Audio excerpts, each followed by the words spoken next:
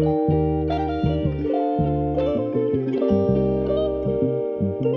2025 Toyota 4Runner TRD Pro is actually really good, but I think Toyota has completely lost its identity, and that's a bigger problem than anything under the hood. What is up, everybody? Welcome back to the channel. Today I'm driving the 2025 Toyota 4Runner TRD Pro, and I had a full day behind the wheel, highway, city traffic, real daily driver stuff.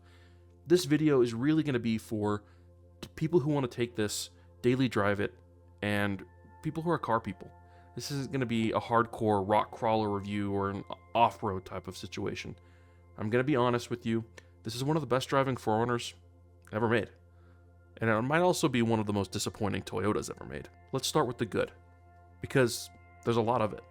Compared to older 4Runners, which honestly rode rough, felt loose, and had transmissions that downshifted at the most random times, this thing feels fantastic.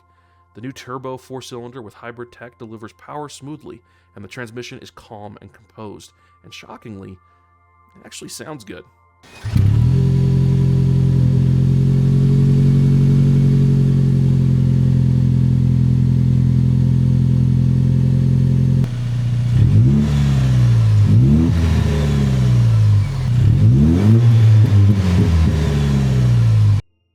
I did not expect to say that about a 4-cylinder hybrid 4Runner, but the exhaust genuinely surprised me. Now, manual mode. Yeah, we're going to be talking about transmission. We're going to talk about manual mode. It's definitely not a DSG or dual clutch transmission. It's not that smooth when you're like shifting with the paddles. Not even close. Honestly, I don't think that's what it's meant for. I think it really is a lock it in low gear while crawling downhill kind of manual mode, not something you're paddle shifting through canyons. The steering is smooth, but not numb. You'll still feel the road, which I like, but ride quality up front is solid. But road noise is definitely on the higher side.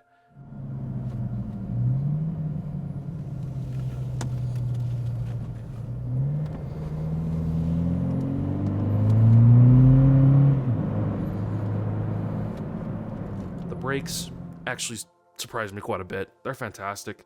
They're sensitive, super sensitive, but once you adjust, they stop really hard, even from high speeds. One of the most confidence-inspiring parts of this SUV. The interior is a massive upgrade, no question. It feels rugged, thick plastics, very off-road focused, and honestly, it reminds me a lot of the Bronco Raptor. Huge screen, great switch layout for the climate controls, solid feeling gear shifter, and the sound system was pretty good. I was very surprised by the quality. The bass wasn't fantastic, but just the overall audio quality was really good. The cameras are excellent, front, rear, blind spot, full 360 view, so that when you're pulling into those hard to see parking spaces, you're confident in what you're doing. And the digital gauge cluster also looks clean and it works well. I do miss the analog gauges, I always will. I think analog still has a place in current tech, but I think the ship is starting to sail for a lot of manufacturers. Now, here's where things get disappointing. I'm 6'7", and my knees were cramped.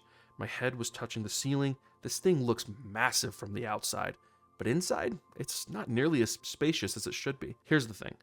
The interior absolutely feels like a $60,000 SUV.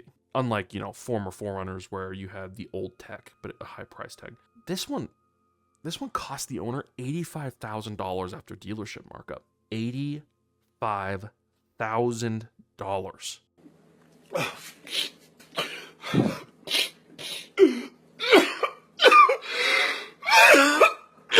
Between Toyota's pricing and dealer markups, this ecosystem has gone from affordable and reliable to overpriced and honestly, increasingly unreliable. When it comes to the TRD trim specifically, the TRD Pro definitely changes the personality of the 4Runner. It takes it from a grocery getter or a mom car and gives it a real truck presence. But the suspension is stiff. Rear seats shaking stiff. Would I pay for the TRD Pro? Absolutely not. Get an SR5, throw on bigger tires, and a lift. You'll have a great setup for off-road if you need it for way less money.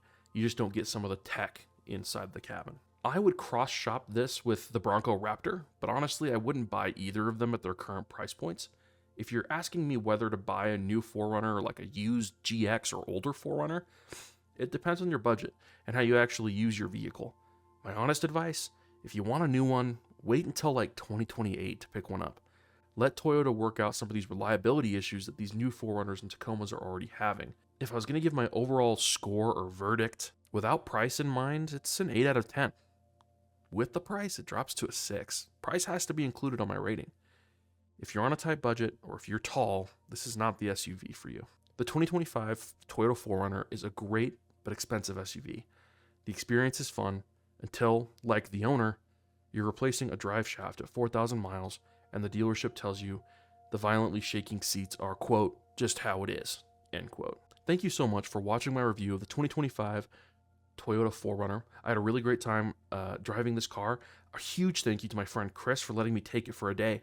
I really appreciate you, my friend, and I appreciate all of you for watching the video. If you have anything you want me to review, drop it down in the comments below. If you have thoughts about the new 4Runner versus the old 4Runner, let me know what you think. I hope you guys have a great rest of your day. I'll see you later. Have a good one.